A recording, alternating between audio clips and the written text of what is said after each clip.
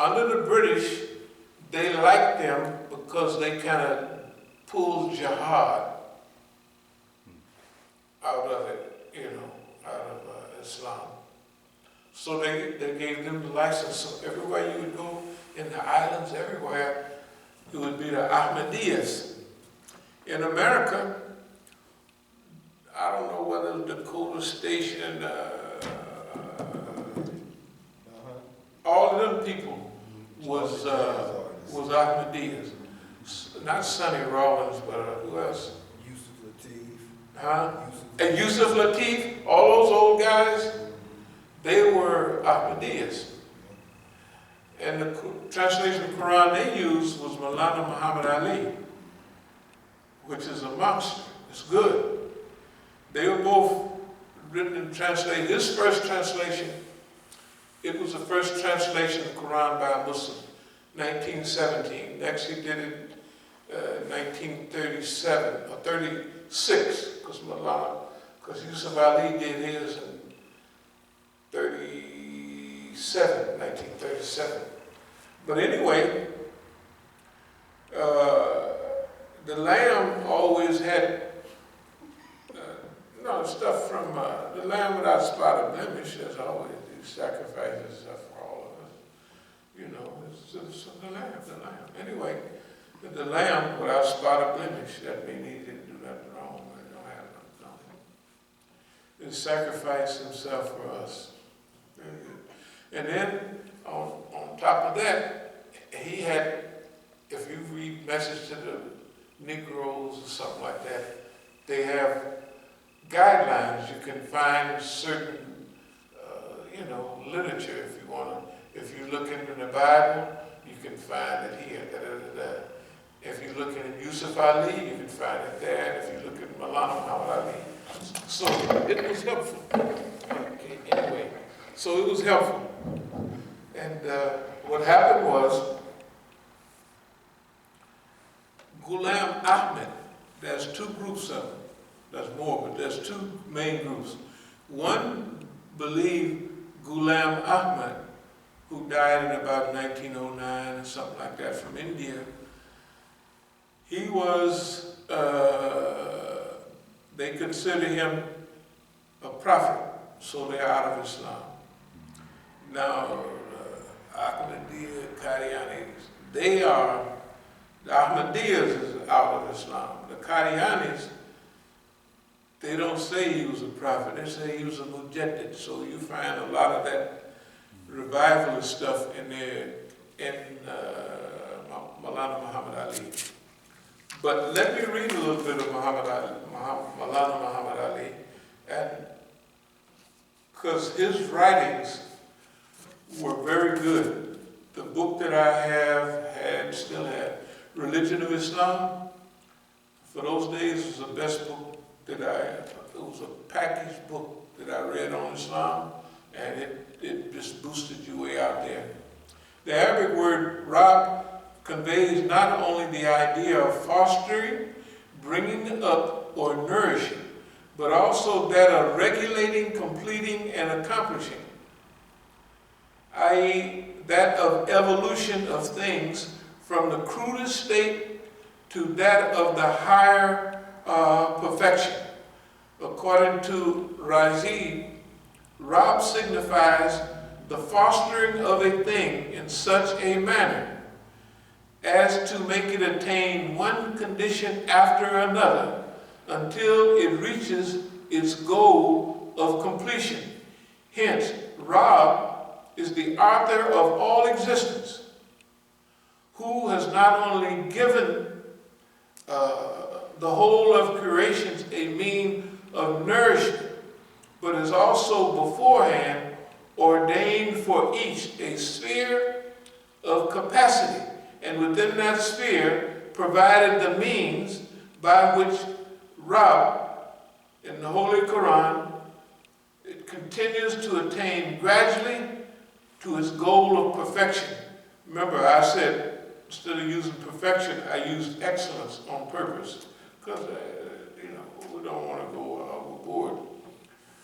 Because usually the human being won't evolve no matter how much evolution you have.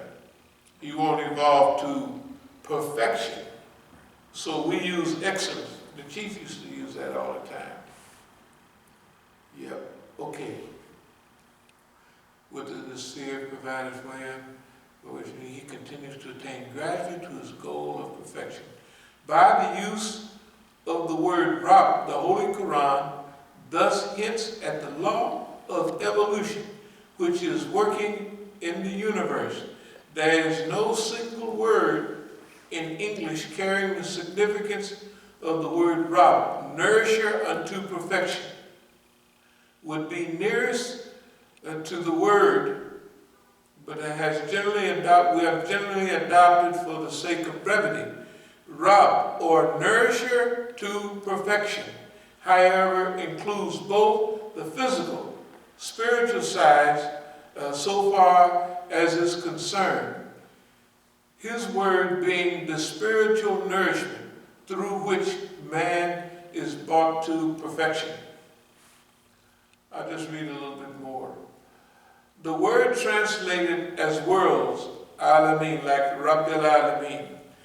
But you know, in Arabic, has anybody heard of the satanic verses? Yeah. Do you know what they refer to in Arabic and the translation? Satanic verses refer to shaitan as Rabbil Alameen, Lord of the worlds, because that's what they did. That's what, it's getting a little spooky, but that's what they say, hook this whole thing up. This is Satan here. Okay. The word translated as worlds is alameen, which is plural for alam, from the root word il, to know, indicating literally that by means of which one knows a thing, and hence it signifies world of creation, because by it the Creator is known in a restricted sense. It is applied to any class of division of created beings or of mankind.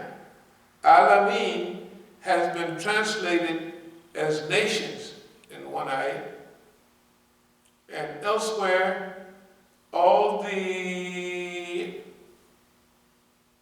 all-comprehensiveness of the Lordship of Allah in the very first words of the Quran is quite in consonance with the cosmopolitan nature of the religion of Islam, which requires an admission of the truth of the prophets and all nations. Okay, could you turn the heat on just a little bit? Now I'm going to read from Mir Ahmed Ali. Mir Ahmed Ali is, that's a Shia translation of Quran. It's a Shia translation of Quran. But here's what he's saying. The role of Rabb starts as early as the will to create a being. And when the being is created, to nurture it with love, devotion, never seeking vigilance, and care, providing it with everything the creature needs according to the changes it is evolved through. All is the self-imposed duty of Rabb, that means Allah ordained on himself, like he said in the Quran, I have ordained on myself the rule of mercy. So there ain't nobody telling Allah what to do, but he's saying, I'm going to hook up mercy on y'all. Everything, even sometime when your behavior is, well, like that, I might just ease the scales because of things I know. I created you and I know them. The other people might say you're a bum and you messed up and you did all that, but Allah knew what your capacity was. So Allah can zoom, balance that boy off and stretch it out, and you go home free. That's what Allah can do. Okay, let's see, so to guide the creature with the awakening of consciousness to avoid harm or hurt and only to profit, is to serve its needs. Allah is Rabbil Alameen, has provided everything with all its needs, with every provision arranged in form, measure, and manner in which one needs them. So Rabbil Alameen. So we said in our discussion before that Allah is Rabbil Alameen, and Rabb means the nourisher of perfection. It continues to support, and whatever your assignment is, if you look for your assignment, Allah has assigned you certain things also. Men walk and talk and they do things, gave us the right to speech, right? That's part of our assignment. Now, how we act in that assignment and how we apply ourselves, right? And how we use what Allah give us, right, is what give us our ability to evolve stage after stage, step after step, till we reach a certain level of evolution that we have evolved. From the crudest state, like the other said, I mean from man, from the highest of the high, the lowest of the low, or the lowest of the low, the highest. He gave us the best taqweem, the best shape, the best form. These are all the things that I talked about last week or week before last.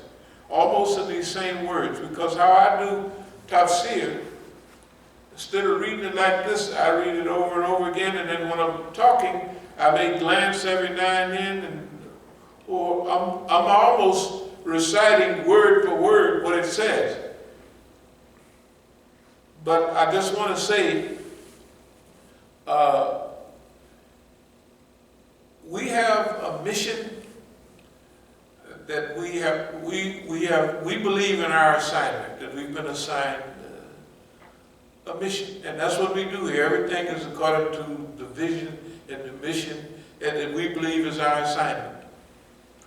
When you look around America, evidently other people don't see that assignment.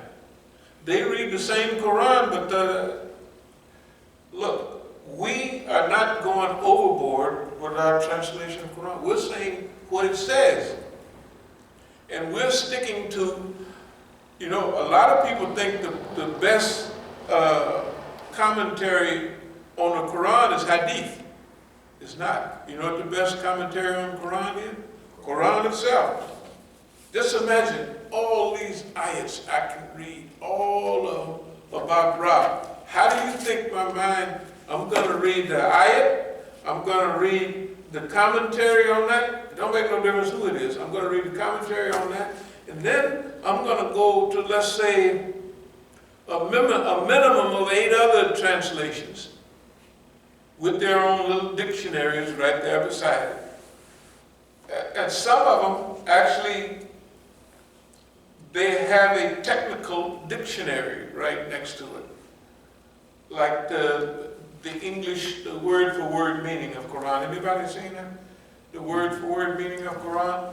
They have everything in there, and then they have a word-for-word meaning. These are one of them. This word-for-word meaning this is where Rabbana la tuzigh qulubana ba'da idh hadaytana wa hab lana min ladunka rahmatan innaka antal wahhab. Rabbana innaka jami'ul nasli li yawmin la rayba fihi inna Allah yukliful mi'ad. So I learned this Rabbana means our Lord. Rabbi means my Lord, because of the way Arabic is structured. Na, Rabbana, like that na sounded to me, it means ours, us, we, all of us. Rabbi means my Lord, that Allah belongs to me, not personally, but, So, do not let our hearts deviate after you have guided us, and grant us mercy out of your grace. Verily, you are the very generous giver. So if I look up here and I see Lord, right? Such men always pray to their Lord, saying, Our Lord.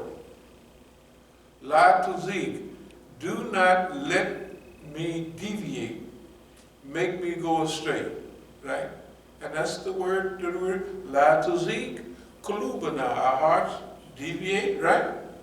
So, Wahab, very generous giver, whatever you read, Jamil Nasi, Johnny gather everybody together on the day of judgment, da da da da da. So it has a dictionary right there beside it. So now imagine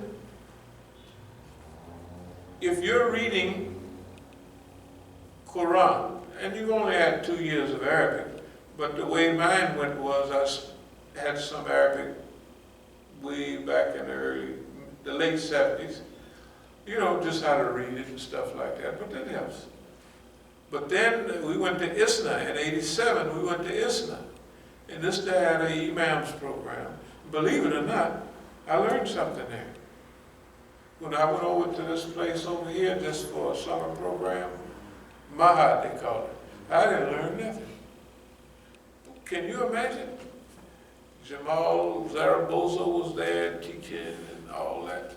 They wouldn't even give me a little degree because I had lectures up in Canada and everywhere. So the guys, we're not going to give you your diploma. I said, you know. Why didn't they give you one? Because you had to be there all the time, and I didn't. I would be going. I traveled to give lectures. Yeah. But I had arguments with them. I mean, serious arguments. They say there's no tafsir, because they all know who I am.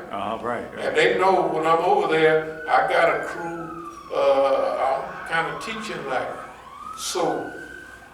Yeah, that's why they didn't give you the diploma. No, there's no tafsir in Quran. I said, there ain't no tafsir in Quran. What are you talking about? And then the sheikh, the Sudanese sheikh, I liked him. I saw him in Sudan. He came over, when they had all that trouble, he went on back to Sudan. He said, hey, sheikh. You know the sheikh that was, okay, sheikh, I'll think of his name in a minute. He used to hang around with Siraj then when he first came over here. But anyway, he was a kind of a good sheikh. So he was teaching a class, and he explained tafsir. The same one I used. He said, you know, when it says to the Prophet Muhammad, you didn't throw, but Allah threw. You know, when he threw the dust in their face. And he explained it. He said, what that means is that the Prophet actually picked up the dust and threw it. But Allah aimed it to give it its power and authority.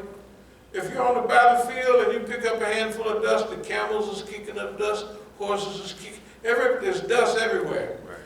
If you just pick up a handful of dust and throw it 2 feet in front of everybody, they would laugh. They would stop fighting and roll over laughing. Man, we hit these boys so hard, he done went crazy. He done just threw dust in our face, and there's dust everywhere, right? But it confounded them. So what they didn't like is the level of commentary. But anyway, so what we do is we study the Quran. Then we study the tafsir. And we get the benefit of a minimum from 5 to 10 approaches of the same ayat. And then when we come and we talk about basically from the Quran, from the tafsir, from all the other, every time they use these ayats, you know, wherever they used it, I may not get a chance, and this is 1,000 ayats I would have to read. I probably couldn't get to all of them. So I go down, and I say, okay, and I'll just leave a little mark where I think this is important, this is important. So maybe I read 40 ayats just talking about the subject of Lord, Rabb, you know, Lord of the heavens and the earth, you know. Anyway, that's the way I study. So I studied the Arabic there at ISNA headquarters, Plainfield, Indiana. And it was a quick course, I'm telling you, man. We run through, it was very helpful though. We run through that course in 3 months. So it was on a schedule. You had to just force it down your throat. So I took the book. When I went back to Berkeley, they have Arabic classes. So when I went back to Berkeley, the one teaching the Arabic class was a friend of mine. It was a sister. She had just came back from Egypt. Well, a white lady just came back from Egypt. And I'm not saying they're the police or nothing like that. But they were Sufis, you know. They were Sufis. They had so many Sufis in Berkeley, they call them Jufis. You know, because it was, it's a long story. But anyway, so a lot of Jews will not practice formal Islam. Right. But they love that floaty stuff. They love it. Sufi, Buddhi, whatever. Any one of them. Sufism, Buddhism, No doubt about it. And they got places where they all live together. Right. The white folks, some is Buddhists, some is Sufis, and some, they just be down with it. That's right. But they don't want to be down with functional Islam. Jihad fi sabilillah, you know, love for the cause of Allah. They want to love because they like that girl over there, and I like that girl. So that's what they be liking. The point is, so everybody will understand before you call back here and tell me, well, I don't know what I'm talking about. I'm going to explain my study process. I study the Quran, and of course, sometimes we relish it with hadith on the same subject. If it's about salat or zakat and all those things, there are hadith that go along with it. So you're actually talking about Quran and hadith, okay? So that's what we do. But then, as far as vocabulary and all of that, we study that in detail because that's my favorite part. Not linking words together and all of that, which we do. Because if you read this long enough, pretty soon you can translate ayats pretty good. You know, you can read the ayat